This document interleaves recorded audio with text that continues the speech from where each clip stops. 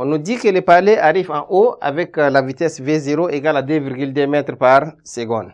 Premièrement, on demande les équations horaires x de t et y de t. A. Équation horaire.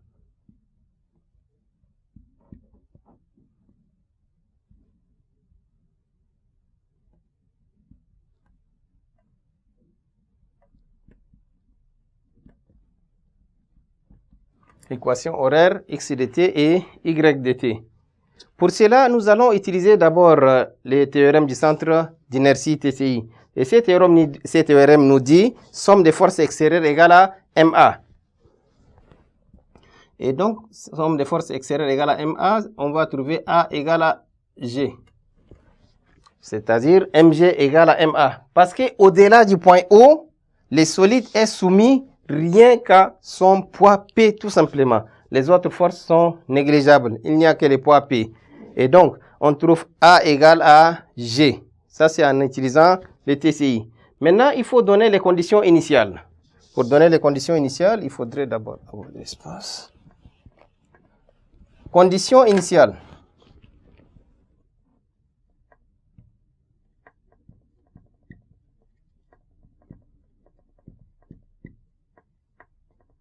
Quelles sont les conditions initiales? Pour les conditions initiales, ça veut dire que nous sommes à t égale à 0. À t égale à 0, on a OM0 des coordonnées x0 et y0. Les solides quittent la piste en eau. Ça devient un projectile au point O.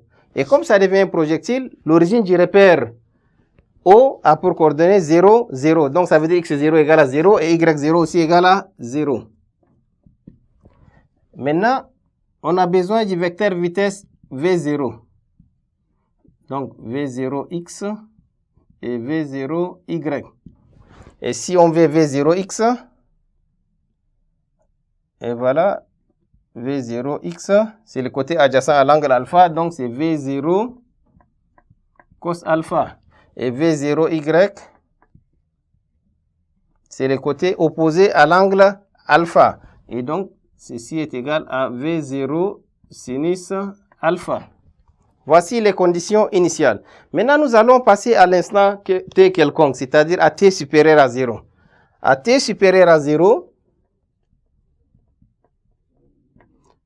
nous avons les vecteurs on commence d'abord avec le vecteur accélération A. On a AX égale à GX. Et AY égale à GY. Parce qu'on a le vecteur G qui est dirigé vers le bas. Le vecteur G est dirigé vers le bas.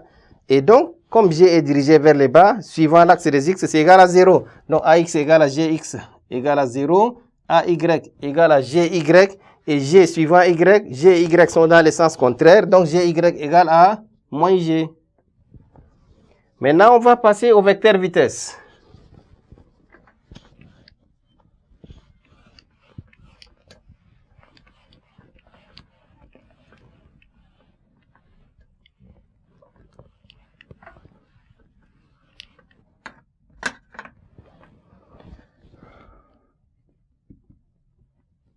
Maintenant, le vecteur vitesse. On a Vx et Vy. Vx égale à V0x, ça veut dire V0 cos alpha. Vy égale à moins gt plus V0y, ça veut dire plus V0 sinus alpha. Maintenant, une fois trouvé le vecteur vitesse V, on passe au vecteur position OM.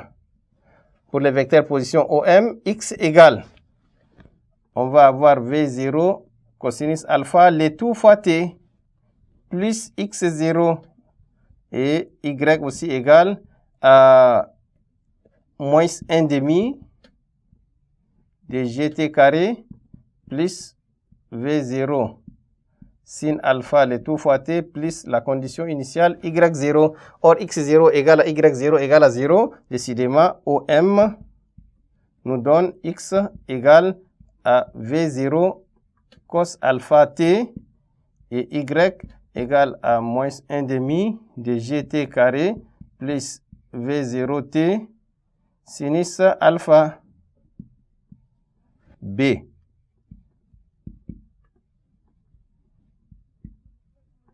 Équation de la trajectoire. Et là maintenant, chers élèves, nous allons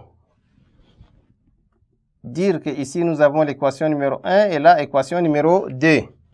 Pour déterminer l'équation de la trajectoire, on prend l'équation numéro 1, on tire le temps t et après on injecte t par son expression dans l'équation numéro 2.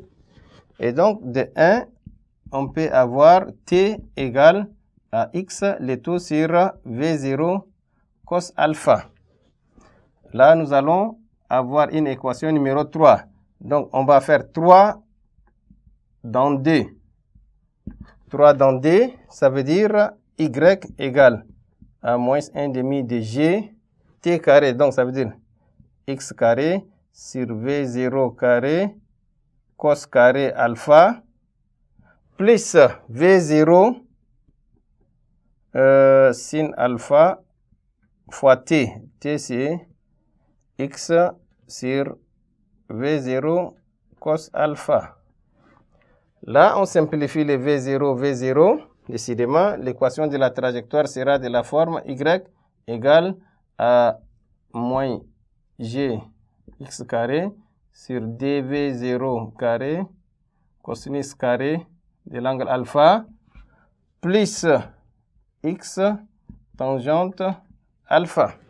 Voici l'équation de la trajectoire. Si vous remplacez ces grandeurs g, v0 et alpha par leurs valeurs respectives, on va avoir y égale à moins 1,37 x carré. Et l'angle alpha est de 30 degrés. Et là, ça sera plus 0,57 x. Voici l'équation de la trajectoire. Maintenant, la dernière question. Montrez que le palais atterrit dans le réceptacle en un point I. C.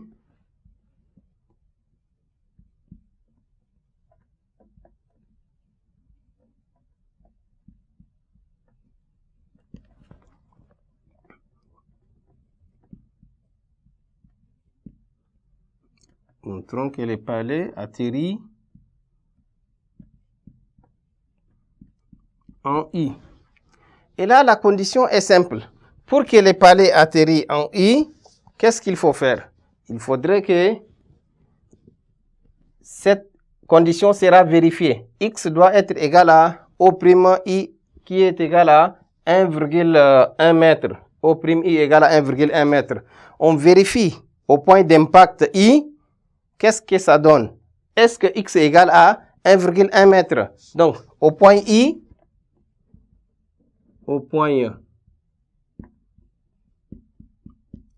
des points, l'équation de la trajectoire y doit être égale à combien?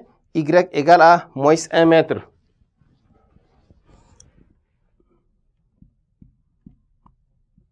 Au point I, y égale à moins 1 mètre. Et là, maintenant, qu'est-ce qu'il faut faire? Il faut égaliser l'équation de la trajectoire avec la valeur y égale à moins 1 mètre et résoudre l'équation du second degré.